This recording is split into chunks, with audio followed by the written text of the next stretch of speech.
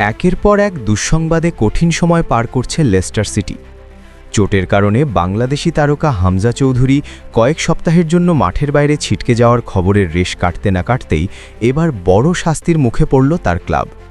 আর্থিক বিধি লঙ্ঘনের অভিযোগে লেস্টারের 6 পয়েন্ট কেটে নিয়েছে ইংলিশ ফুটবল লিগ বা ইএফএল কর্তৃপক্ষ।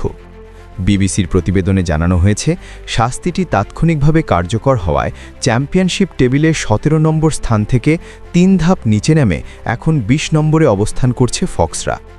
প্রিমিয়ার লিগে থাকাকালীন প্রফিট অ্যান্ড সাস্টেনেবিলিটি রুলস বা পিএসআর ভাঙার অভিযোগ ওঠে লেস্টারের বিরুদ্ধে।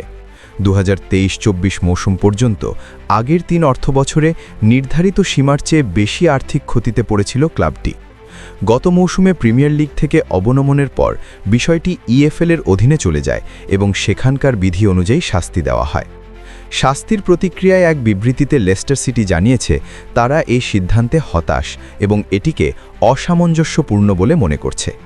ক্লাবের দাবি, কমিশন তাদের উপস্থাপিত লঘুকরণমূলক যুক্তিগুলো যথাযথ গুরুত্ব দেয়নি, যা চলতি মৌসুমে ক্রীড়াগত লক্ষ্য অর্জনে বড় প্রভাব ফেলতে পারে। পুরো রায় পর্যালোচনা করে আইনি পদক্ষেপ নেওয়ার বিষয়টিও বিবেচনায় রয়েছে বলে জানিয়েছে ক্লাবটি।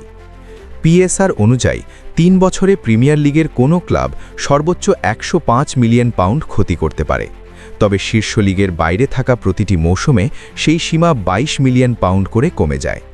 কমিশনের হিসাব অনুযায়ী 30 জুন 2024 পর্যন্ত লেস্টারের ক্ষতির পরিমাণ ছিল অনুমোদিত সীমার চেয়ে 20.8 মিলিয়ন পাউন্ড বেশি। যদিও নিয়ম অনুযায়ী সর্বোচ্চ 12 পয়েন্ট কাটা যেতে পারত, ক্লাবের উন্নত আর্থিক অবস্থান বিবেচনায় নিয়ে শাস্তি 6 পয়েন্টেই সীমিত রাখা হয়েছে। মাঠের ভেতরেও স্বস্তিতে নেই হামজার দল।